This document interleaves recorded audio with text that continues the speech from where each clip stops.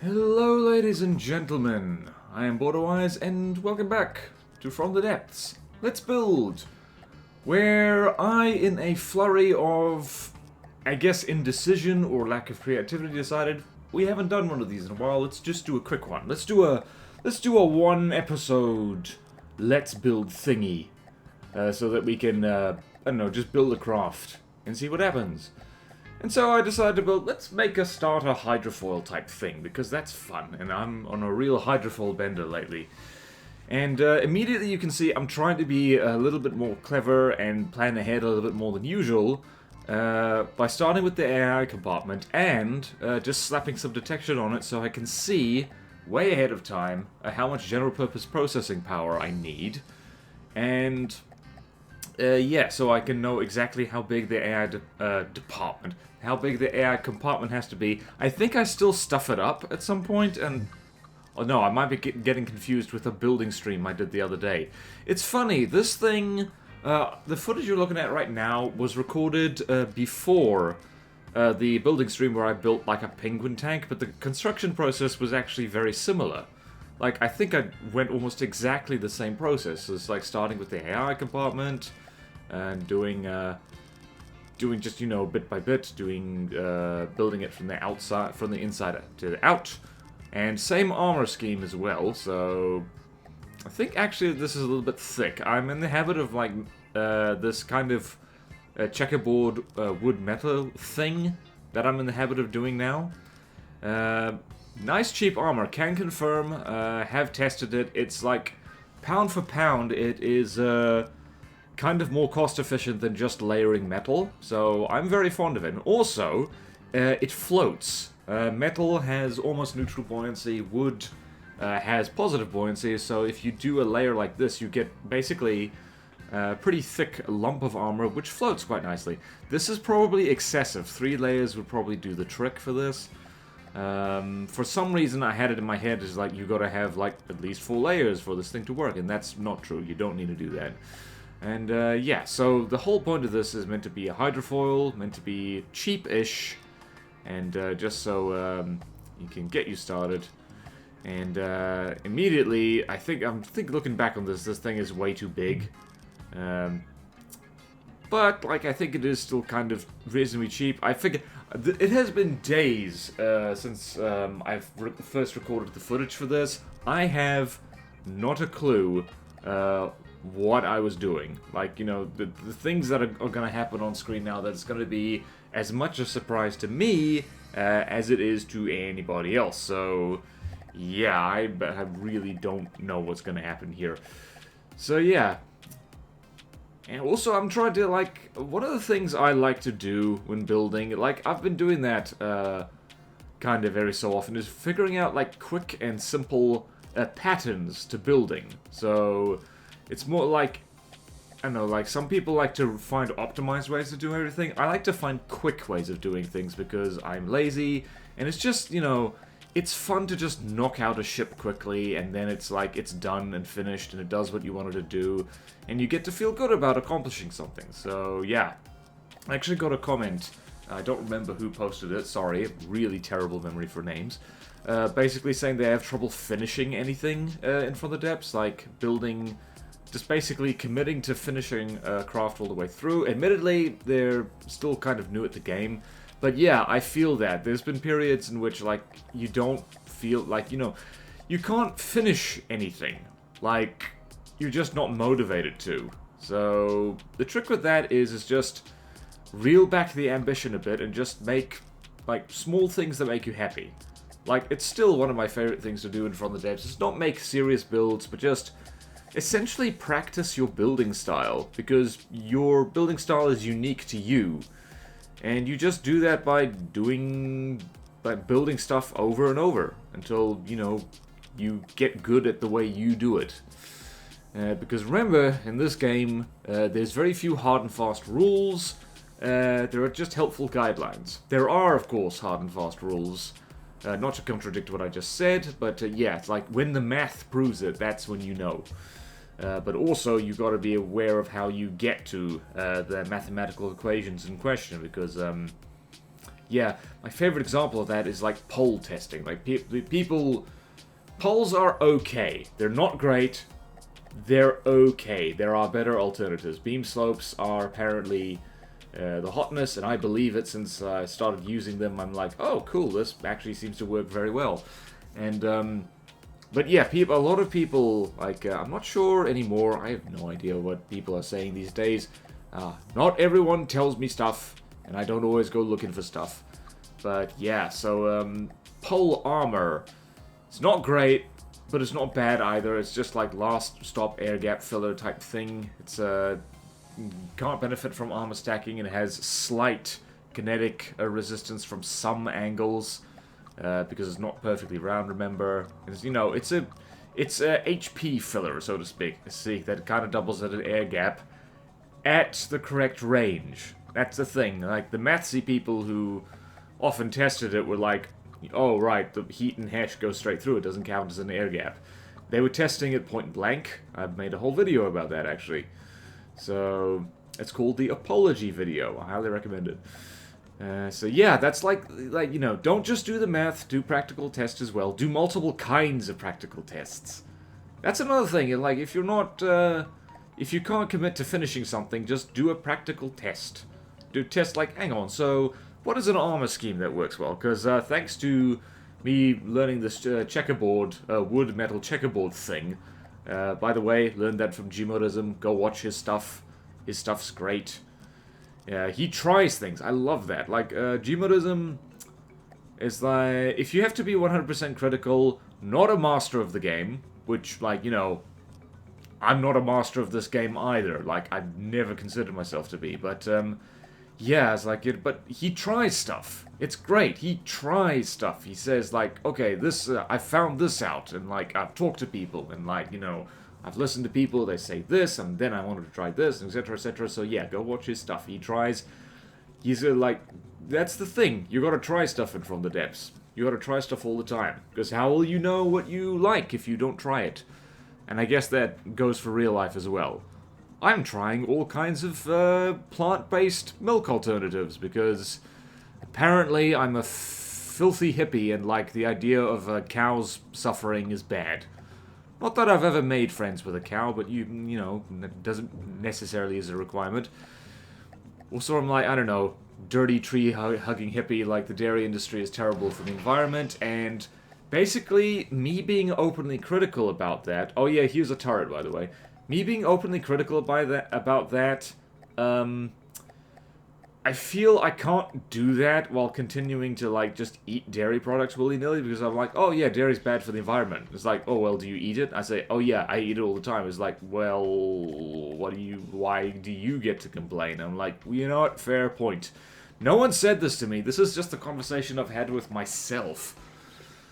So yeah, but I still eat dairy because, like, you know, man, you just, like, there's no fun there's no fun vegetarian / vegan, like, cafes or, like, restaurants, like, anywhere near me that's, you know, within my price range, which is but I'm really starting to sympathize with, like, people who are vegetarian and vegan, because you can't go out to eat. You can't go out, you can't socialize, you can't go to a dinner party or something. And yeah, it's annoying for, like, people on the other end. It's like, I'm sorry, I only drink vegetable milk. Do you have that? It's like, fine, we I don't know, the cow ate vegetables. Is that good enough? It's like, no.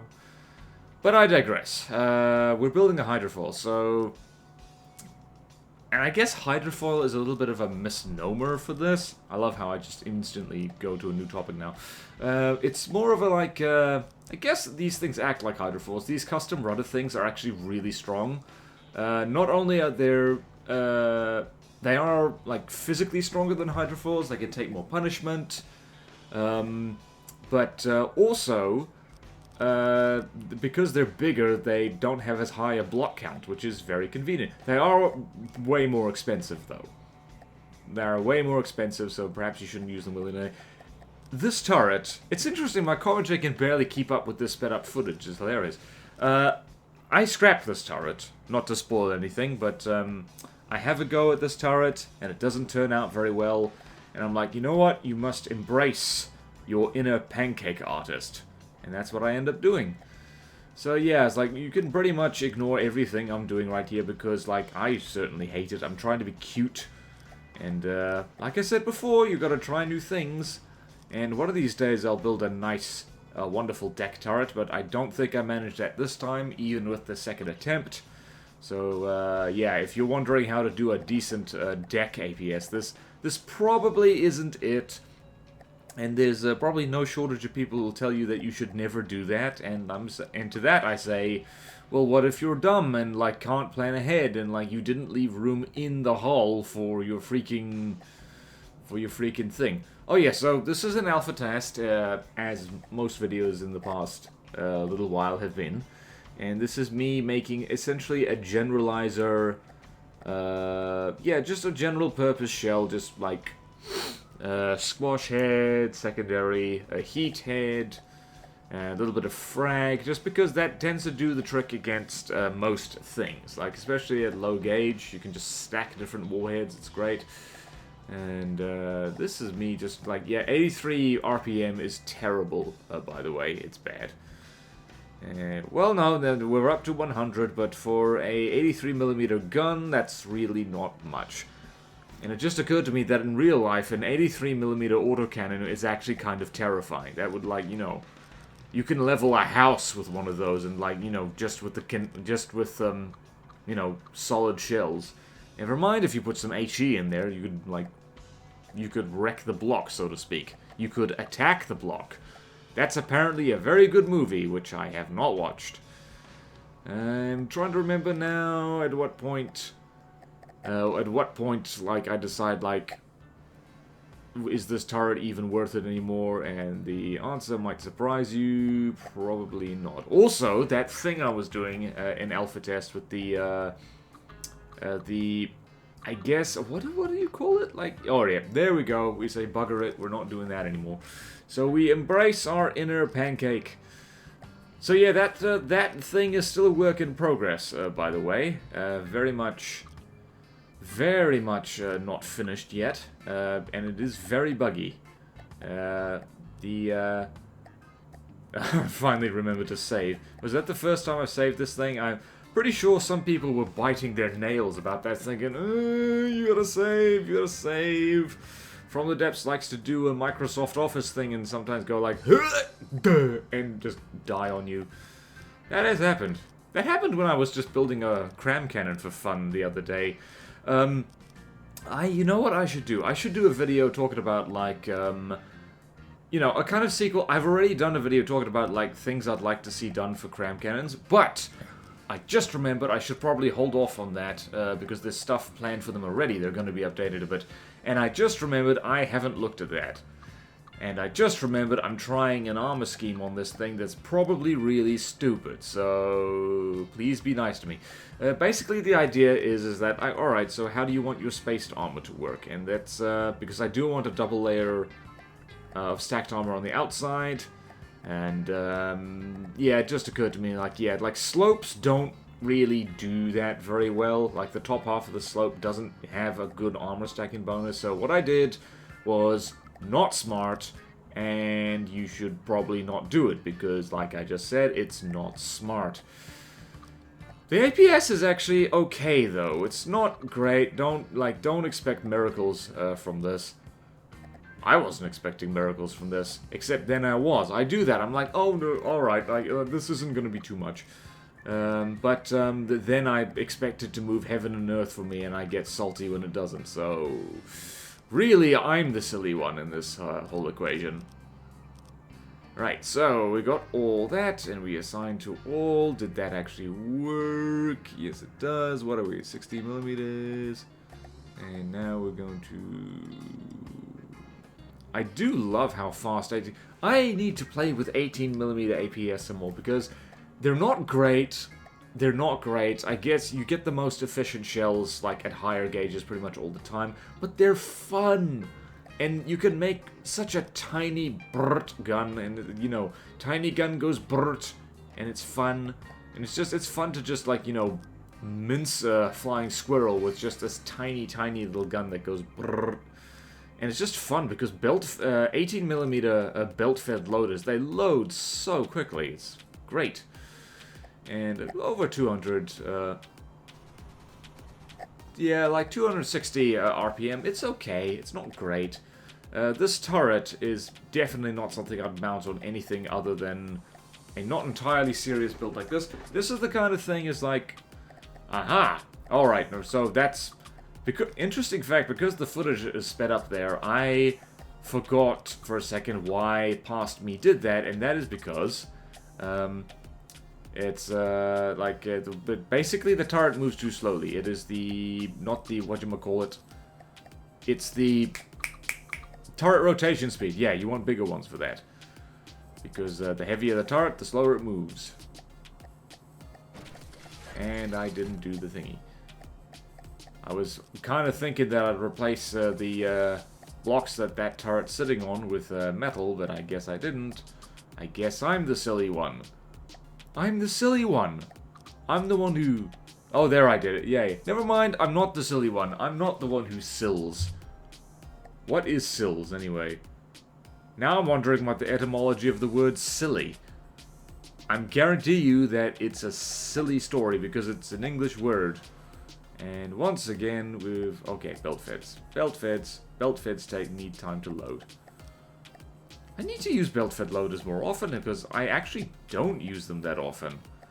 Mostly because, like, ironically, I think belt fed loaders are best for main guns rather than secondaries. Because, like, secondary guns, you kind of want them firing continuously because they kind of fill in the gaps between the bigger guns firing.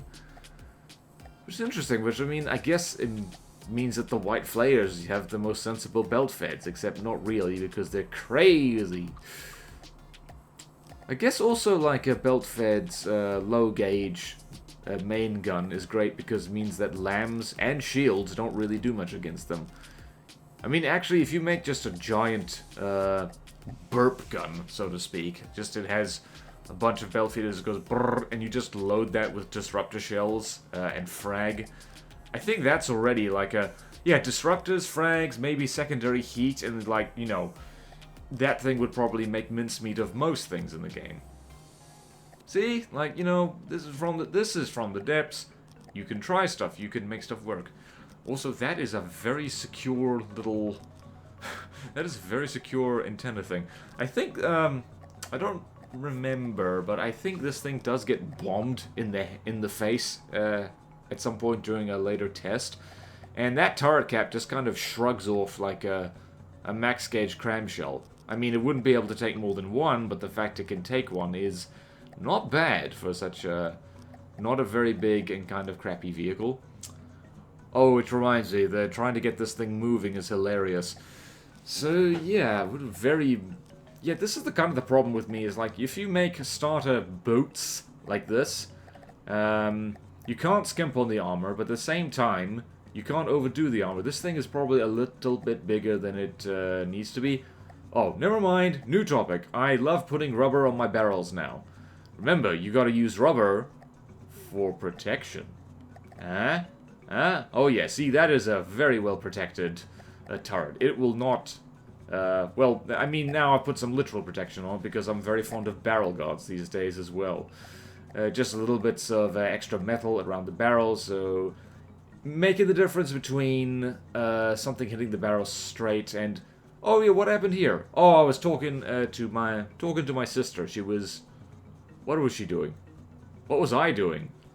Oh yeah, this is me remembering to friggin' name AIs after Patreon supporters. Support me on Patreon. I will eventually remember to name drop you, because that's one of the perks. Okay, now we get to the fun bit. I love this kind of hull. Love this kind of hull. It's usually better for things that like to sit low in the water, but apparently I'm a doofus and I decided to experiment now. By making just, I guess, something pointy that just has a bunch of blocks on it. So yeah, again, spoiler alert, what I'm doing right here is a complete failure. It is me trying to be cute with propellers, and conveniently forgetting that you really gotta line all propulsion up with the center of drag, And what I'm doing right now would work fine if this thing was sitting in the water, but it doesn't. It's a hydrofoil. It rises right out of it.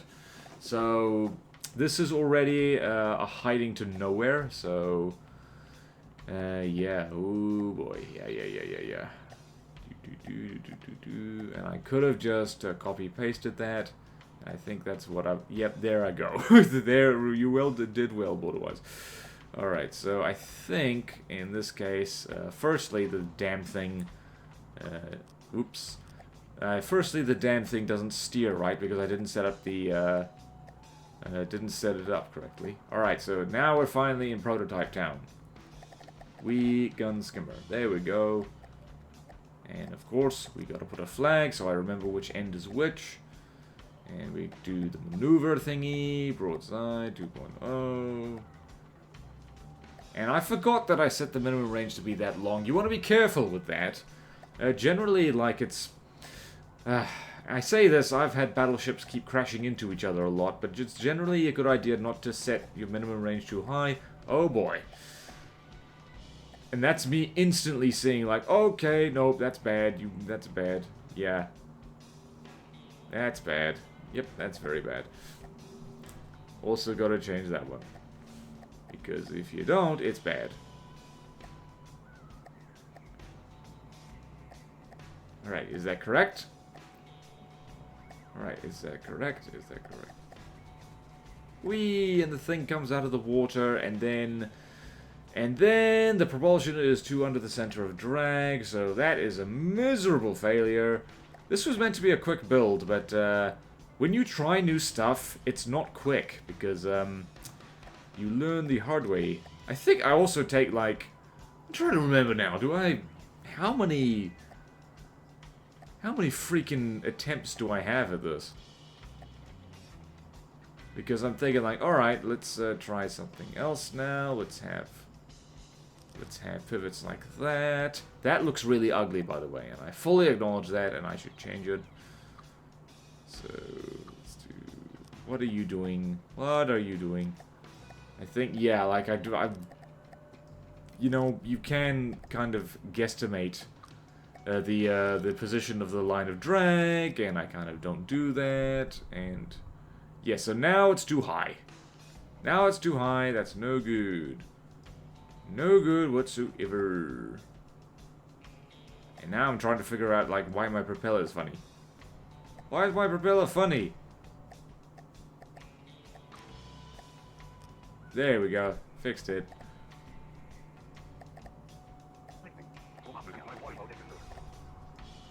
Oh dear. Yep, there we go. So, I've got almost, like, 4,000 hours in this game. In fact, I probably passed 4,000 hours at some point. And, so, I still make mistakes like this. And now, you're gonna drop too low. You're gonna drop too low. I've seen the future, brother. It's murder. It's me being a silly boy. I do love these new propellers. I love them. Oh, they're so good. I love them so much. And that is... Yep, that's too low. It's too late. It's too low, too low, too low. And then I fixed it, so it's all okay. Nobody panic. That's my job. It's my job to panic, but I don't like doing it. So if you are here to see me panic... you are gonna be disappointed. And are we still too low? No, we're not. Yay, perfect. And that's me thinking, you know what, we should probably freaking change those fins a little bit so they're less crazy. And now we have something that's really damn fast. I think in a straight line this thing does 50 meters per second for almost no engine power.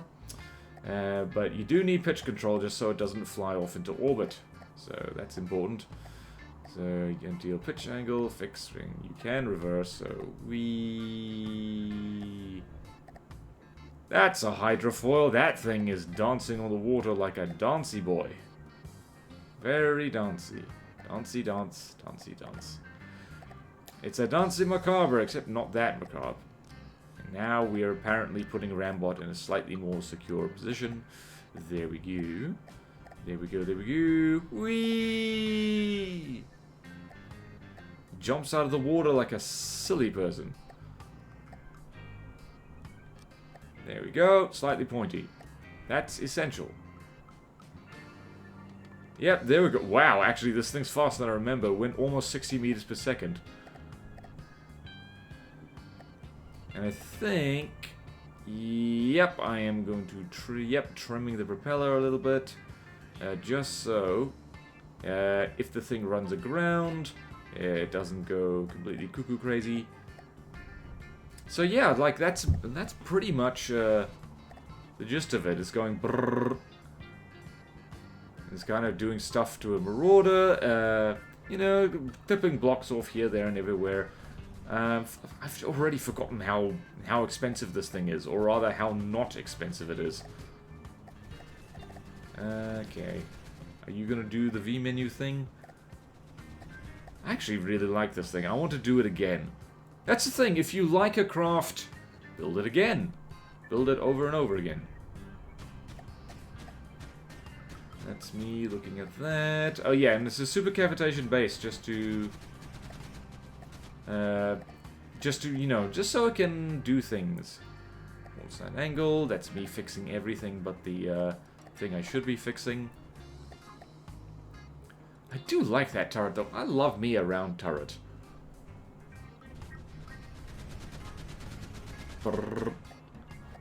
Alright, so now what are you doing? What are you doing? Alright, so yeah, not enough recoil. Not enough recoil. Now there's enough recoil. Now the thing can be accurate, kind of. And well, now what are you doing? Ah, yes, extra barrel. When in doubt, delicious noodles. Delicious barrel noodles. Are you gonna make the thing spin? BorderWise, you gotta make the thing spin. No, you're gonna put extra blocks in. Now, yay! Oh, not yet. Okay. Yay, spin! Minigun! Look at that gun that is mini. And yeah, this is the point where I thought, like, yeah, maybe this thing doesn't really do enough damage to be worth it. And then, turns out that against Startercraft, it, you know, it does okay. It's clipping bits off, and a lot of the damage is internal, so... Yeah, there we go. So it can take on an Atlas, and I think it's about half the cost. So, do I actually show it? That V menu is gonna pop up like no one's business. Okay. Broadside minimum range, let's set that to... What do you set it to? What do you do, Passporter? 500 meters? Okay. I think, come on, show... Okay, so I saw that. It was about 34,000. That's really cheap. That is really damn cheap. This is an extremely cheap little boat. 34,000 materials. And it's got enough armor to shrug off at least one cramshell. I guess I was wrong. I might be getting my memories confused, but yeah, damn, this thing... I like this thing. Having watched back the footage, I like this thing. So yeah, that's basically it. A little starter hydrofoil thing. It's got pretty much no defenses except speed and some cheap armor. But yeah, I like it. I like it a lot. I'll put it up on the workshop so people can look at it and play with it and stuff. And name suggestions are welcome, actually. I have no idea what to call this. So, thank you all so much for watching. Please like, comment, subscribe if you want to see more videos like this. Support me on Patreon or YouTube membership if you like. It really helps, and there's fun perks in it for you. Thank you to all my current supporters, and I will see you next time in From the Depths. Let's build. Farewell.